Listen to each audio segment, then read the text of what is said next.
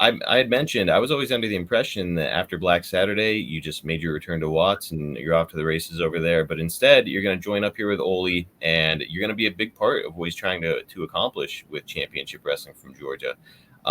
Ted, is it safe to assume that the convenience, the fact that you were living with Melanie in Atlanta, is really kind of what kept you in Georgia instead of trying to make the move to another territory? It may have been, because that's the other. Well, the other thing is I had this really good deal in Japan, and so it didn't hurt me to stay in Georgia in terms of you know what I'm saying. And I Oh, was, yes. and part of it was family. You know, like we had moved, and we were living in the neighborhood she grew up in and everything, and I didn't want to rock that boat.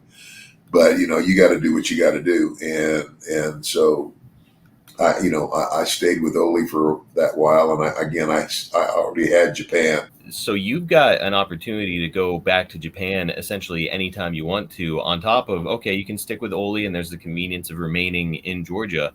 But also like, hey, look, I could do a tour of Japan and make a quick handful of money over there anytime I want to as well. So you were pretty well positioned remaining in Georgia and, getting to remain with Yeah. Melanie on a more convenient travel schedule, right? Yeah. So Oli is the man running the show in this spin-off territory. Is there any hesitance to work for a guy with a reputation like Oli has got in wrestling? We all know what his reputation is at this point. Is it now he's like the big man in charge? Would you say that there's any hesitation to work for a guy like him? Well, there wasn't any hesitation, and the other thing that you need to understand is because of what had happened. Oli is now looking for allies. Mm-hmm. For people who would stick with him, and I mean, I couldn't lose. Yeah, because if something goes bad and he does something I don't want to do or whatever, I've got Japan. Yep.